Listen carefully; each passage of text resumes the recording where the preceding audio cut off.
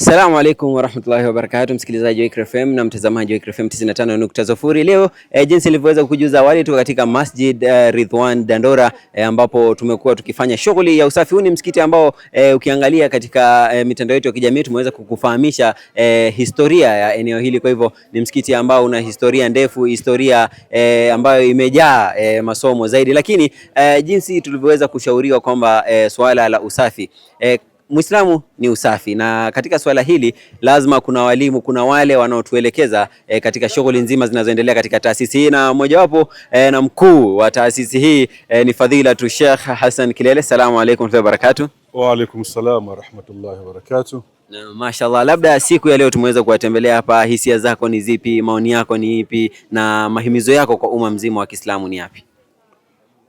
Kiufupi ni kwamba leo tuko Madina. Naam, physically tuko Dandora, lakini kihisia zetu tuko Madina kwenye msikiti wa Mtume Muhammad sallallahu alaihi wa alihi wasallam, ambapo hapo ndio tumesoma masomo mengi kuhusiana na masala yanayozungumzia usafi, tena sana sana usafi wa msikiti. Mtume sallallahu alaihi wasallam amehimiza Waislamu tujenge misikiti, lakini msikiti kuimarika zaidi ni uwe na usafi, kwa sababu kwanza msikiti unapokuwa na usafi, mazingira ya usafi ni mazingira yanayovutia. Na ikiwa msikiti ni nyumba ya Mwenyezi Mungu, Mungu mwenyewe ni mzuri na anapenda kizuri, na kama kuna kitu anakipenda zaidi Mwenyezi Mungu ni msikiti. Ndio maana ametuamrisha kwamba ibada zetu tuzifanyie ndani ya misikiti, na msikiti kwamba ni mahala pa ibada, ndio panatakiwa pawe na usafi wa hali ya juu zaidi.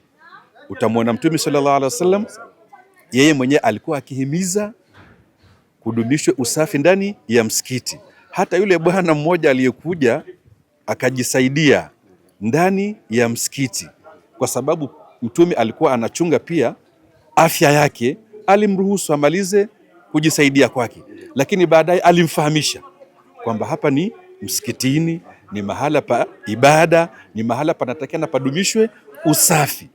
Na kisha ikawa kuna daur ya masahaba ambao kwamba wao walikuwa wamechukua daur ya kufukiza msikiti kila siku ya Ijumaa, kwa sababu msikiti ule unanukia vizuri, unatoa harufu mzuri, harufu ambayo kwamba inavutia watu kuja kubakia ndani ya misikiti. Na ndio utakuja kuona katika baadhi ya misikiti ambayo kwamba imepambika vizuri, mtu hata hatamani kutoka ndani ya msikiti.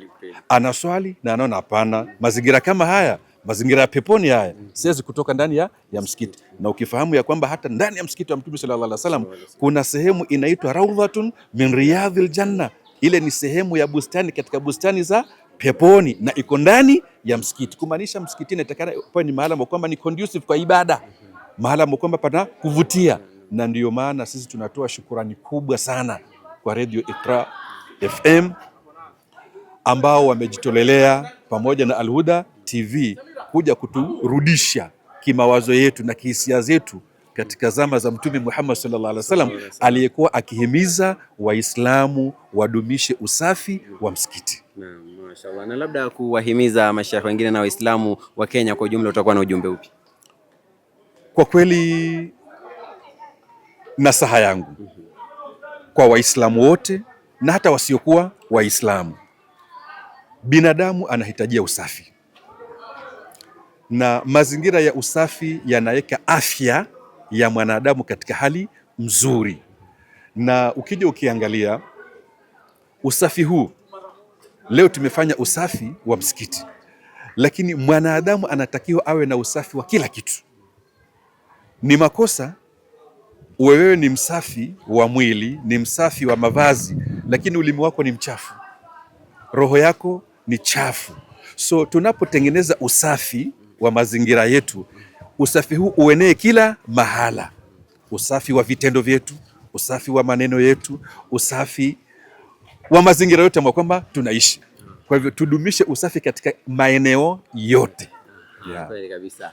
Shukran sana Sheikh Hassan Kilele kwa maneno hayo, hikma kubwa ambayo tunaitoa kwa Sheikh wetu. Sina mengi ya kuongezea, ila shukran sana kwa kuweza kuungana nasi kupitia 95.0 Iqra FM.